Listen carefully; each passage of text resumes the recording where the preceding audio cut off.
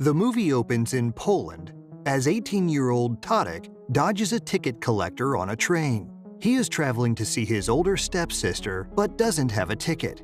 After a short chase, the teenager decides to get off before the train reaches the next station. Just as he jumps off, rolling to relative safety, a local Romani girl named Irmina notices him. Tadek, who is in town for summer vacation, makes his way to an old apartment where he used to live with his mother and stepsister, Anka.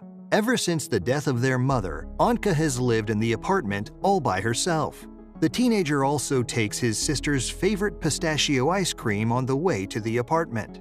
Soon after, he reaches the apartment and dabs some perfume on his neck before ringing the bell. Anka, who is expecting her boyfriend, opens the door topless but quickly covers her bare chest when she sees her stepbrother. After a brief awkward greeting, she invites him indoors but says she was not expecting to see him. By this time, it is clear that Tadek is attracted to his stepsister. He gawks at her while she gets ready to go out on a date.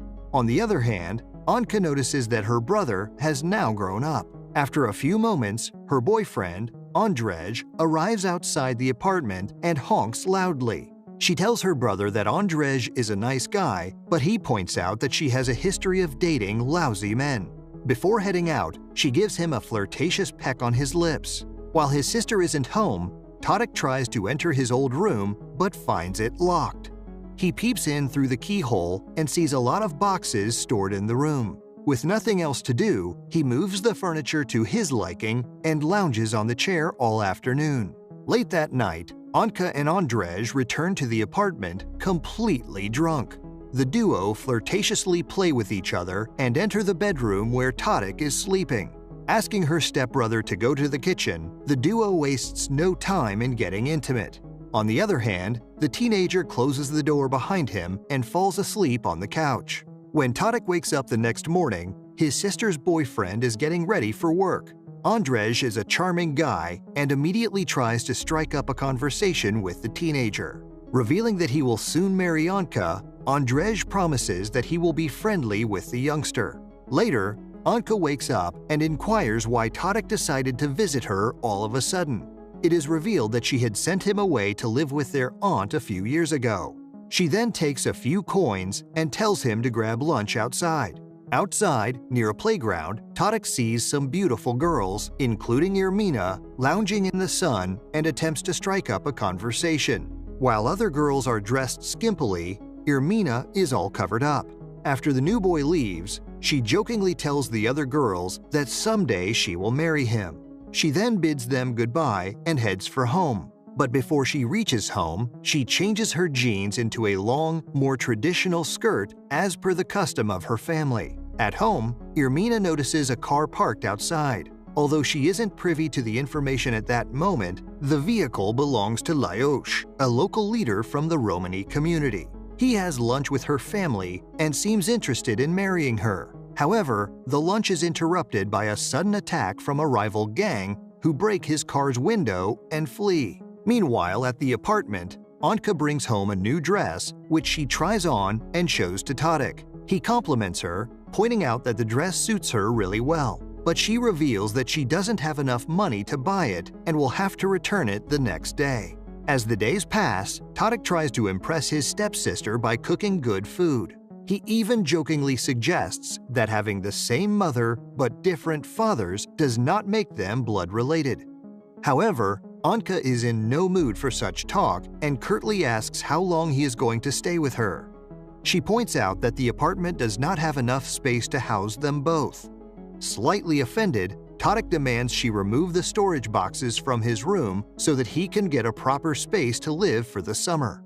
That night, Tadek finds photos of Anka in scanty clothing and watches them with great interest. The following day, two men arrive and start packing all the stuff from Tadek's room. The teenager grabs one of the books in a box and notices that it is an ultra-nationalistic propaganda book.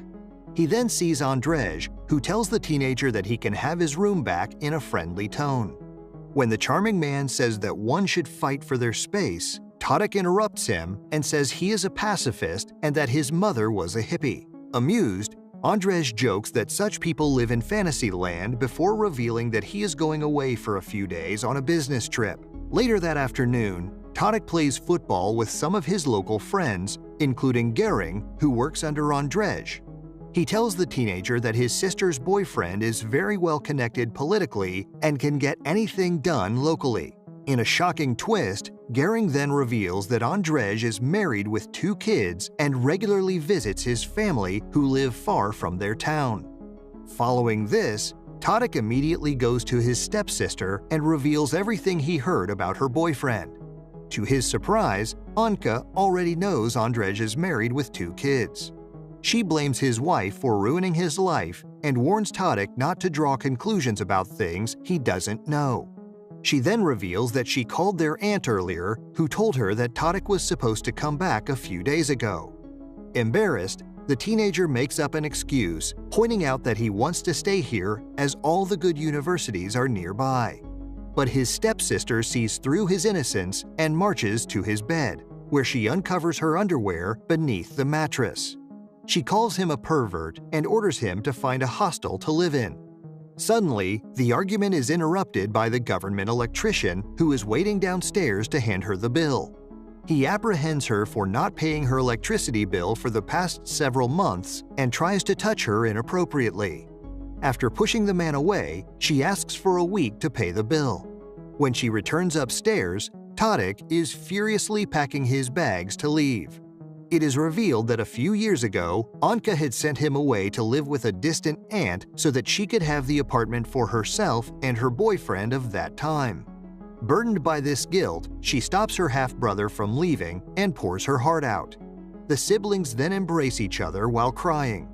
After a few days, Tadek starts working part-time and delivers vegetables at the local market. There, he meets Irmani once more, and the two finally have a conversation, mostly because the gypsy girl is a confident extrovert. After a while, when they are sitting alone, she reads his palm and tells him that his love life will be messy. Irmani then boldly announces that she will be his wife. Amused by this, Tadek jokingly asks her to teach him how to read palms too. When he returns home, the teenager finds Andrzej having intercourse with another woman. They notice him, but Tadek quickly locks the door from outside and runs to the streets below. Despite Andrzej pleading to open the door, the teenager starts making a circus out of the situation, telling all the neighbors what he has done. Soon afterwards, Anka arrives and sees what's happening. Enraged, she tells her boyfriend to leave her alone and never come back to the apartment. Despite this, Andrzej remains relatively calm and says that he will be back after a few days to clear this misunderstanding. That night, Tadek goes to Anka's bed and consoles her. She doesn't get angry at the teenager, but asks him to return to his bed. The following evening, when Tadek returns home after dropping off Andrzej's stuff, he finds his sister cleaning off the spilled ice from the fridge. She tells him that the electricity to their house has been cut off as she hasn't paid the bills for several months. Following this, Tadek starts doing several side hustles but only manages to make a low amount of money. While distributing brochures in the market, he notices Irmani, who is returning from an award ceremony where she was felicitated. She asks him to meet her later if he wants to make money. A few days later, Tadek walks to the neighborhood where Irmani's house is located. It is an area where a large community of Romani people live. As soon as he enters the neighborhood, several boys surround him and threateningly ask if he belongs to the gang that attacked local leader Lajosh's car a few weeks ago. Fortunately, Irmani arrives and saves the teenager by lying that his father is a policeman.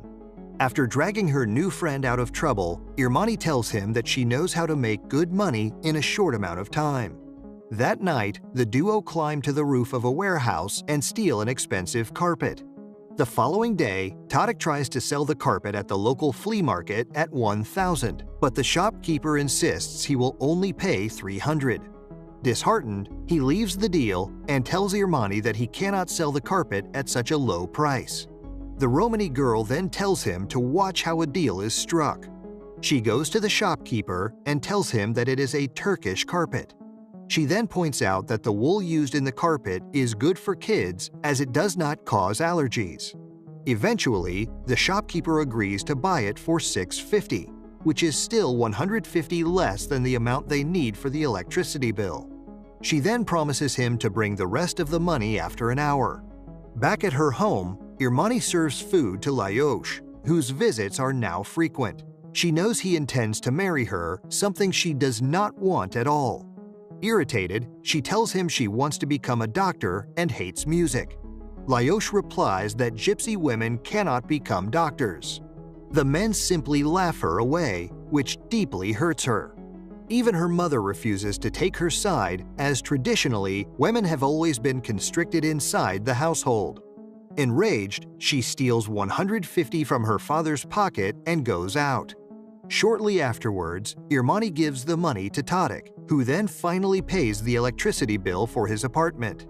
He thanks the Romani girl and tells her she can always count on him. That night, when the lights flickered back on in their apartment, Anka finally breathed a sigh of relief. She takes a bath while Tadek brings her a small tub of her favorite ice cream. Suddenly, the doorbell rings and he goes downstairs only to find Irmani waiting outside. She seems slightly disturbed and wants to talk to him. However, the teenager says that he is busy at the moment and she leaves somewhat disappointed. He runs back upstairs, strips down, and jumps into the bathtub with his stepsister. This angers Anka, who yells at him to maintain boundaries and walks away, leaving him embarrassed.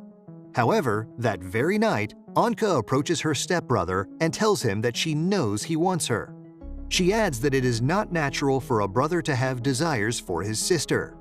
Heartbroken, the teenager starts sobbing and reveals that he loves her and wants to be with her. After a brief silence, Anka then climbs on top of him and the two have intercourse, as she thinks it may calm him down. The following day, things start to go south as Andrzej returns to town.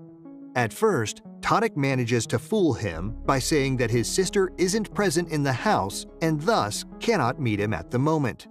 However, when Tadek returns after buying 2 movie tickets for him and his sister, he finds Andrzej casually waiting in the kitchen. The local leader then reveals that it was Anka who had called and asked him to come back. Enraged, Tadek yells that he will either kill Andrzej or sacrifice his own life. That night, Andrzej takes Anka to a party thrown by a powerful politician who is soon to become a minister in the central government. Tadek is also present at the party, although nobody notices him as he watches from afar. While dancing, the politician inappropriately touches Anka. She ignores it initially, but later complains about the behavior to Andrzej.